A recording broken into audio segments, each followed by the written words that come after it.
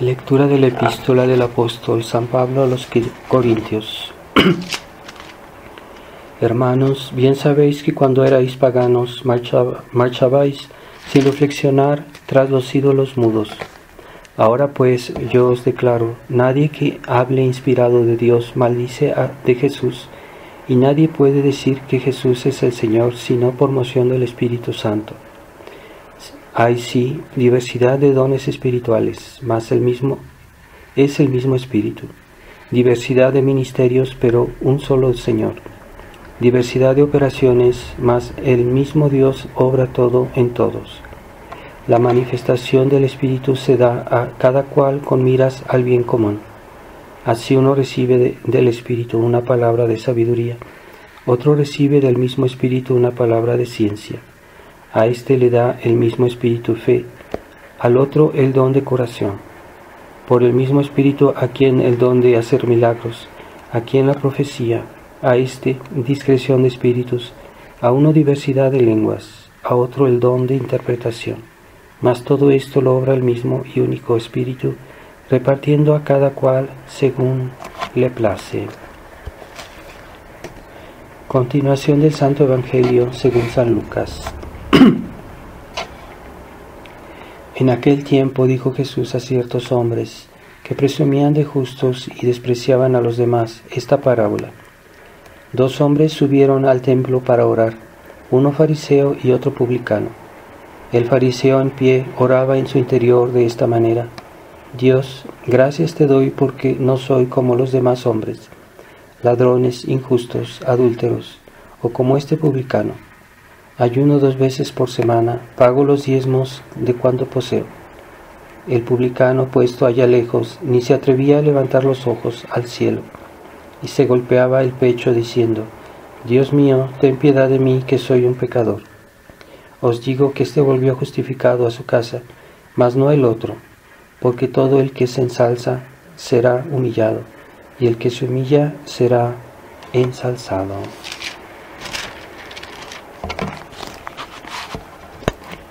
Esta semana es la fiesta del Corazón Inmaculado de María, el 22 de agosto.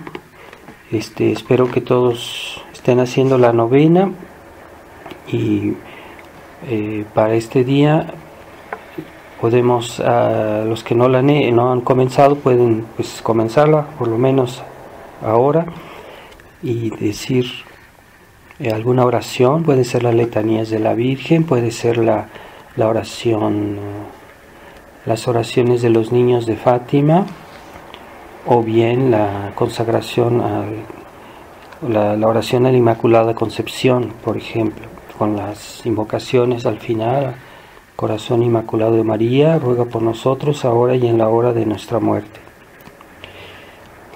Hoy es el domingo 10º después de Pentecostés. En el nombre del Padre, del Hijo y del Espíritu Santo. Amén. Ave María Purísima, sin pecado concebida. Estimados hermanos, hemos oído este Evangelio del fariseo y el publicano.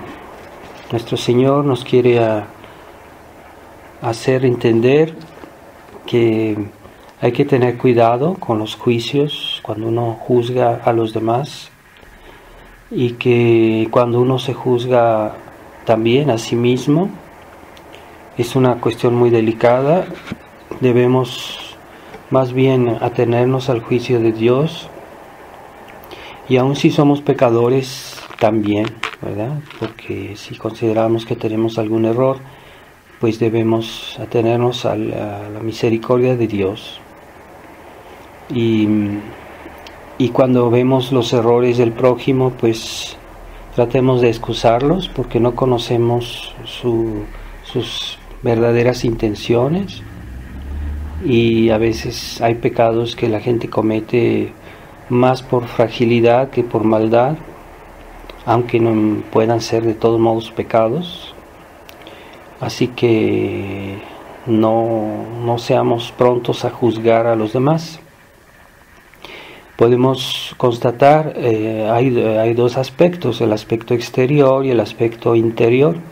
El aspecto exterior es a veces una realidad que no podemos negar, ¿verdad? Podemos que alguien comete un pecado, que alguien hace algo que está mal. Ese es el aspecto exterior. Pero después está el aspecto interior, ¿verdad? Entonces hay personas que se comportan mal porque han recibido menos que nosotros, han recibido menos gracias, han recibido menos bienes, tal vez no recibieron una buena educación, una educación cristiana. Entonces en cierta medida son más excusables porque no tienen toda la conciencia tal vez. O hay personas que no quieren hacer el mal, pero con mucha fragilidad caen y vuelven a caer y siempre vuelven a pedir perdón a Dios y Dios los perdona porque tal vez su arrepentimiento, si su arrepentimiento es sincero, pues Dios los perdona. Pero hay personas que son más frágiles, que tienen una naturaleza más frágil que otras y hay muchas circunstancias. Por eso no debemos juzgar, como decía nuestro Señor, no juzguéis y no seréis juzgados. No juzguemos así de fácilmente las intenciones, porque hay personas que son muy propensas a juzgar y a decir luego esta persona es buena o esta persona es mala. No es así de fácil. Pero el aspecto exterior es más, nosotros podemos juzgarlo más fácil en el sentido de que es algo evidente. No podemos justificar algo que está mal en sí mismo, aun si la persona tal vez tenga buenas intenciones, tal vez no quiera hacer eso que está haciendo, realmente no lo entiende, no lo hace bien. Por eso hay que mantenerlos a no juzgar las intenciones fácilmente, a menos que sea muy evidente. Puede haber casos en que es muy evidente que la intención es esa, pero no siempre hay atenuantes que pueden disminuir la gravedad del pecado de la persona, cosas que ignoramos. Por eso siempre lo normal es tratar de excusar lo más posible al prójimo. Pero no podemos justificar un hecho que está mal. Tampoco Dios nos pide ser cómplices de cierta manera, de una manera intelectual, en el sentido que estamos justificando algo que no debe ser justificado, o algo que es malo, o que es mal ejemplo, o que hace daño a los demás. No debemos dejarlo pasar y decir que no es pecado, que no está mal, porque eso puede hacer daño a los demás. Los demás, viendo esto, van a decir, bueno, pues si no está mal, yo lo puedo hacer, o cosas por el estilo. Entonces, tengamos cuidado en saber hacer la distinción de lo que es un juicio de lo exterior y un juicio de lo interior. La Iglesia misma en sus leyes hace distinción entre el fuero interno y el fuero externo. La Iglesia juzga los hechos, ¿no? A veces no juzga las intenciones. Es raro que lo haga. Por ejemplo, cuando la Iglesia canoniza a un santo, está juzgando sus intenciones, porque está diciendo esta persona era buena, esta persona tenía buenas intenciones. Pero la Iglesia no hace eso generalmente. La Iglesia juzga de los hechos, ¿verdad? O por ejemplo, cuando un escritor escribe un libro que tiene errores contra la fe, la Iglesia a veces, a muchos casos, ha condenado estos libros o los ha prohibido, pero la Iglesia no ha emitido un juicio forzosamente sobre el autor. A veces la Iglesia deja un margen para que esta persona reconozca que se equivocó. A lo mejor escribió eso sin darse cuenta, sin pensarlo bien, y dijo una enormidad, una cosa que no es cierta, que no es verdad, que es dañina, y tal vez él no lo veía así. Por eso la Iglesia a veces condena algunos libros, algunos escritos, y no habla del autor forzosamente. Entonces está juzgando el fuero externo, no el interno. Y por eso debemos tener cuidado en nuestros juicios. cuando, cuando algo es evidente que está mal, no podemos negarlo, porque el hecho de negar una cosa evidente es pecado, es negar, es como decir una mentira, ¿verdad? Decir algo que es seguro, que es evidente, yo digo que no es cierto, pues eso es pecado, es un pecado también negar lo evidente. Y en realidad se está constatando algo, no se está haciendo un juicio, en realidad se está constatando algo que pasa. Y lo mismo pasa hoy con todos los errores que se difunden en la Iglesia Católica, hoy los errores conciliares. Nosotros podemos constatar que son errores, todo eso está lleno de errores contra la fe, y que es un cambio de rumbo en la Iglesia respecto a la enseñanza tradicional. Eso lo podemos constatar. Hay muchos textos que no lo prueban, y si uno pone atención, pues uno puede constatar que lo que dicen los papas hoy no es lo mismo, e incluso es opuesto muchas veces a lo que decían los papas anteriormente. Eso se puede constatar. No está uno juzgando las intenciones de tal papa o de tal otro, pero estamos constatando un hecho, que se está tergiversando la doctrina tradicional, se la está distorsionando, se la está cambiándose la doctrina de la Iglesia por otra. Y eso se puede constatar, hay manera de hacerlo, hay libros que hablan muy bien de todo esto. Y no podemos cerrar los ojos y decir que no es, porque eso sería pecado. Sobre todo que hoy muchas almas están en peligro por la difusión de esos errores. ¿Cuántas almas no se han condenado, no se han perdido gracias a este Concilio Vaticano II, a esta nueva religión?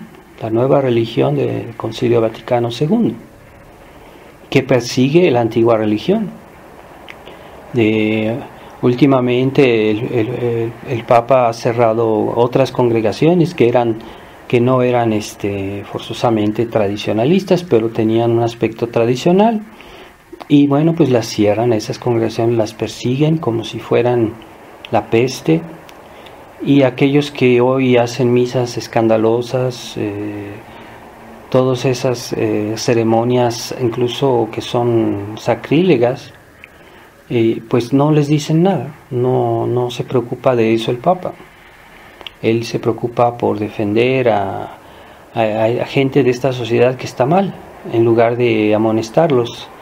Es muy duro con las personas que quieren realmente conservar una vida en cierta medida tradicional, lo que siempre ha sido en la Iglesia. Entonces es necesario, no es que uno juzgue, pero uno puede constatar esta desviación del Concilio Vaticano II, porque es necesario tomar precauciones, porque es necesario cuidarse, es necesario ayudar a la gente que puede sufrir las consecuencias de todo esto, todos esos errores. Entonces no estamos juzgando al Papa, no estamos juzgando sus intenciones, estamos juzgando los hechos. Y esos hechos son evidentes, no se puede negar, ¿verdad? Que el Papa cuestione la Inmaculada Concepción, diciendo que la Virgen era una pecadora como nosotros. Eso es horrible decir eso, es una herejía. Pero es evidente, no es que yo esté interpretando su intención, es que lo dijo, es que eso es evidente, es una constatación. También nosotros no debemos hablar con gusto de los males de la época, de los errores del prójimo, de los pecados que se hacen, pero a veces es necesario considerar todo eso para protegernos con prudencia. Y si leemos los catecismos para adultos nos explican más en detalle estas cosas, nos dicen que que no hay que revelar los pecados del prójimo, que no hay que no hay que juzgar a los demás, es cierto, pero en ciertos casos es bueno hacer conocer los pecados, los errores del prójimo, cuando está en peligro el bien común o el bien de unos terceros. En ese caso es bueno advertir, decir a las personas: ten cuidado porque estás en peligro, porque esto te puede pasar, por una cuestión de prudencia. También cuando alguien comete un pecado, normalmente no se debe revelar los pecados del prójimo, pero si hay un peligro para un tercero, entonces uno lo puede considerar o hablar de eso con personas prudentes, con personas discretas, que no van a decirlo a los cuatro vientos. Entonces en ese caso está permitido hablar de los pecados del prójimo. Eso está en cualquier manual de instrucción religiosa para adultos.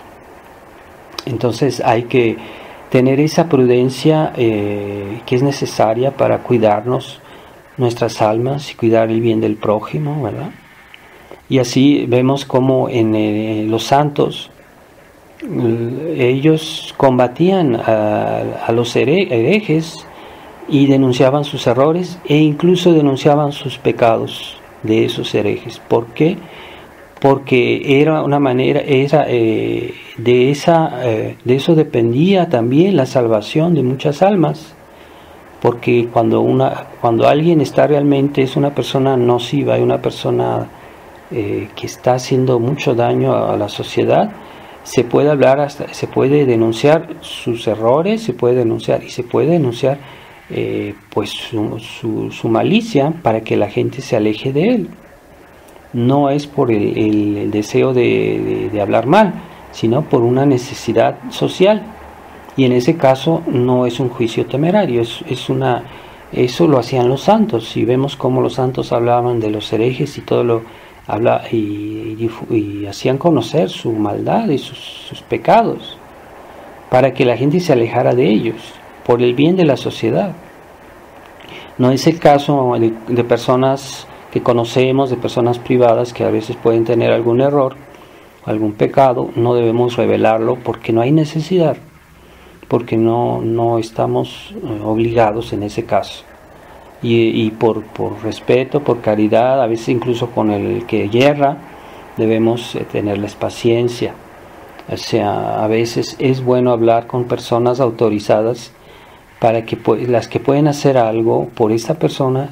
A veces sí es bueno hablar de sus errores, como a veces, por ejemplo, alguien está equivocado, entonces un fiel puede decir a un sacerdote o al sacerdote responsable, decirle lo que pasa, para que el sacerdote trate de ayudarlo o aconsejarlo, no por hacerle daño, sino al contrario.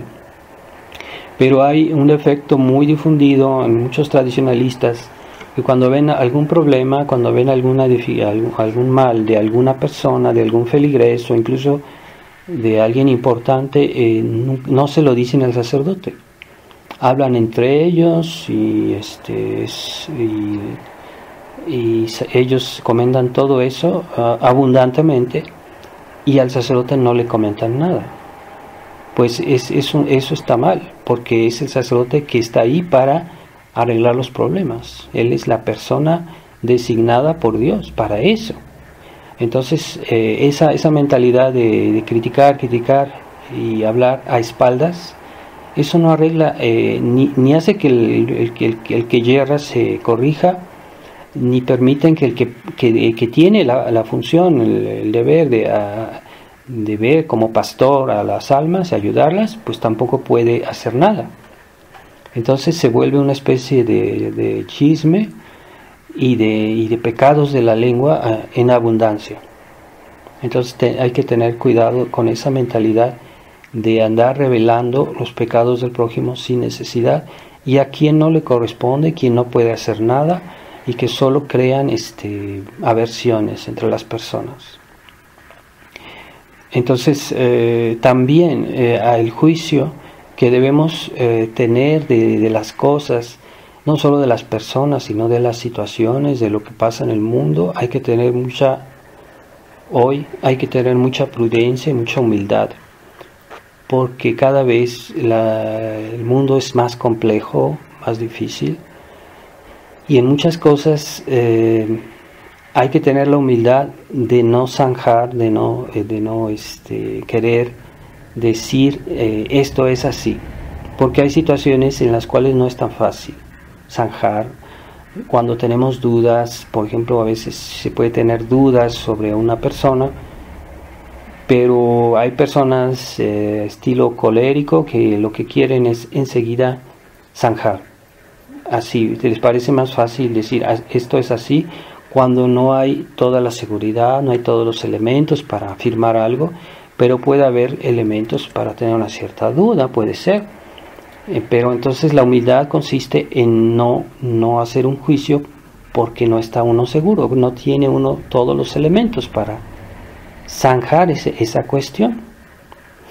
Entonces esa humildad es muy necesaria, y muchos quieren, en medio de la situación actual de la iglesia, quieren decir, bueno, pues si ya no hay papa, ya no y es la solución fácil, la solución de simplicidad, para no quebrarse la cabeza, ¿verdad? Y no es así de fácil. El problema del Papa no es solo un problema de su persona, es una cuestión legal. O sea, la Iglesia tiene leyes, y incluso cuando para ver si este Papa es o no es, se tiene que sacar una cuestión legal, no es una cuestión solo de culpabilidad e incluso de errores, porque ha habido personas que eran herejes, pero la Iglesia no los declaró herejes. Por ejemplo, cuando Lutero proclamó sus errores, sus herejías, la Iglesia no lo declaró hereje enseguida, le dio un tiempo de margen. Y primero declaró que una parte de las tesis de Lutero eran herejías, y fue más tarde que lo declaró hereje a él. O sea que primero declaró que sus errores eran herejías, y sin declararlo a él hereje, o sea, como no lo excluyeron de la iglesia, no le quitaron el reconocimiento como católico, sino le dieron unos meses más, como medio año todavía le dieron para que Lutero reconociera el juicio de la iglesia sobre sus tesis. Pues bien, la iglesia no lo excomulgó que hasta un medio año después. Así que nosotros también debemos tener cuidado cuando juzgamos a los demás. La iglesia aunque sí eventualmente digan una herejía, aunque sí digan herejías, no es a nosotros de declarar a una persona hereje como tal, un hereje formal. Podemos decir que es un hereje material, son términos teológicos, pero es que formales, cuando realmente se está diciendo que él es hereje realmente, que lo acepta, que él es culpable de eso. Entonces tengamos cuidado con muchas cosas, que hoy hay mucha gente que hace muchas cosas malas en nuestra época, hombres de iglesia. ¿Hasta qué punto se dan cuenta? ¿Hasta qué punto se puede decir que son herejes? Pues Dios lo sabe, la iglesia lo juzgará un día. Nosotros no es nuestra misión, pero sí podemos constatar el hecho externo, y el hecho externo es que sí dicen herejías y que están promoviendo la herejía. La nueva religión del Concilio Vaticano II, se puede decir, es una nueva religión, es una secta que está hoy dentro de la iglesia y que está como un cáncer, destruyendo todo lo que queda de Dios en la sociedad, la verdadera religión. Todavía hay gente que está ahí y que no entiende, y que creen que que tienen intención de ser católicos, que no han perdido la fe, pero no entienden qué es lo que está pasando, no lo ven. Así que hay que tener paciencia con esa gente, pedir por ellos, que Dios les perdone su ignorancia, les perdone tal vez su negligencia o su pereza en buscar la verdad, pero nosotros debemos reconocer la verdad en primer lugar. Así que Debemos tener amor del prójimo, claro, debemos tener amor primero, pero primero de Dios. El primer amor es a Dios. Dios es la verdad. Dios es la verdad misma. Nuestro primer amor es por la verdad. Antes del amor al prójimo, debemos amar la verdad. Y es en la verdad que podemos amar al prójimo. Y después también, al final, pues también nuestra comodidad, debemos nosotros, nuestra comodidad personal, pues sí, también podemos buscarla en la medida que es algo legítimo, pero primero el prójimo, si el alma del prójimo está en peligro, pues debemos preocuparnos más por nuestro prójimo que por nuestra comodidad, y más que por nuestro prójimo, por la verdad.